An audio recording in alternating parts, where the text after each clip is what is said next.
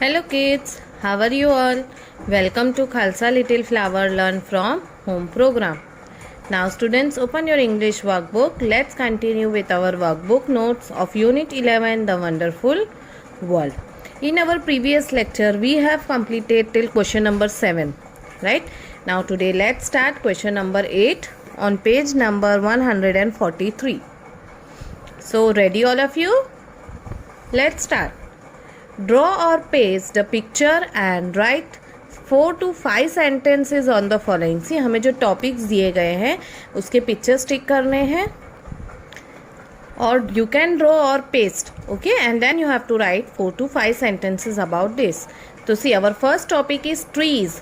Trees means झाड़ जो हमारे आसपास होते हैं, ट्रीज के बारे में हमें लिखना है. तो उसमें कुछ पॉइंट्स दिए गए हैं. We have to take these points and make the sentences, and we have to write. Best friend. Then give us fruits. Wood and pulp for making paper. Nest, shade, beautiful surrounding. Keep our air clean and healthy. Right? Now see, let's start. Trees are our best friend.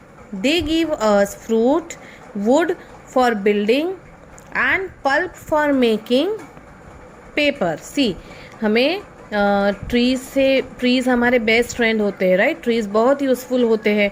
Trees से हमें क्या क्या मिलता है? हमें fruits मिलता है, vegetables मिलता है, वुड मिलता है जो हमें फर्नीचर बनाने में काम आता है, डोर, विंडो, बहुत सारी चीज़ों में काम आता है.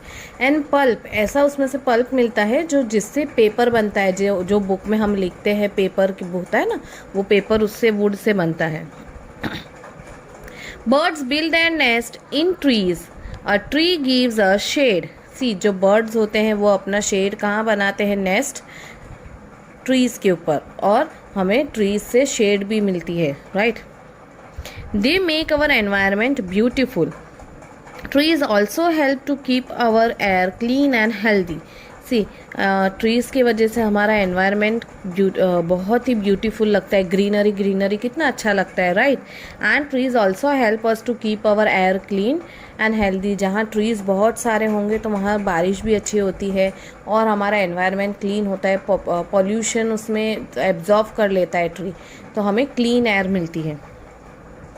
See, we breathe in oxygen and breathe out carbon dioxide. जो हम ह्यूमन बींग हैं, हम सांस लेते हैं, ब्रीथ करते हैं, तो हम अंदर क्या लेते हैं सांस लेने में? ऑक्सीजन. और व्हेन वी ब्रीथ आउट हम क्या निकालते हैं? Carbon dioxide. Right? Now see, trees breathe in carbon dioxide and breathe out oxygen. अब ट्रीज क्या करते हैं कि वो कार्बन डाइऑक्साइड को अपने अंदर ले लेते हैं और ऑक्सीजन बाहर ब्रीथ आउट करते हैं. सो वो ऑक्सीजन तो हमारे काम का है, because we breathe in oxygen. Right? So trees are very useful for us.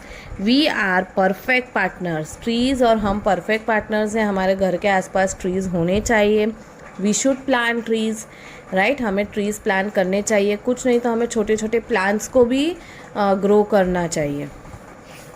Now turn your page. Next topic is the sun. See, gives light and energy, important for all living things. Earth moves around the sun, so we have days and night. Moon comes between the earth and sun, so we have solar eclipse. Now let's see. See, the sun give life to earth. sun के वजह से ही हमारे अर्थ पर life है, वरना हम we cannot live without sun. The earth would have no life at all without the light and energy that it receives from the sun. See, अर्थ पर मैंने जैसे कहा कि कोई भी लाइफ यानी कोई भी लिविंग थिंग कुछ भी नहीं हो सकता था अगर हमें सन की एनर्जी और लाइट ना मिले तो. The sun is important for people, animals, birds, trees, plants and everything living on the earth. सी, सन सिर्फ ह्यूमन बींग के लिए ही इम्पॉर्टेंट नहीं है. सारी चीज़ें जो लिविंग थिंग है, जैसे कि एनिमल्स, बर्ड्स, ट्रीज़ और भी जितनी भी चीज़ें हैं, सबके लिए सन इम्पॉर्टेंट है. The earth moves around the sun and so we have nights and day.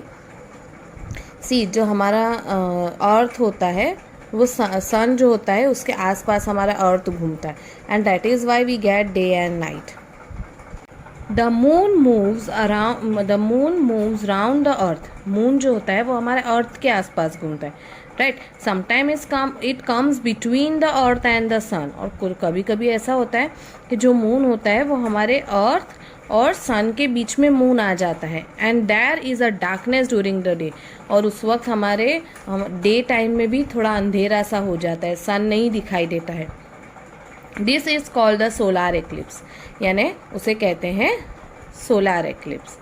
Okay, सूर्य ग्रहण जो हम कहते हैं ना, सूर्य ग्रहण, तो that is solar eclipse. Okay, got it everyone. So here you have to draw और paste the picture of the sun. आपको या तो आप पेस्ट भी कर सकते हो या ड्रॉ कर सकते हो, and then you have to copy this paragraph. Okay, so now we have completed this chapter.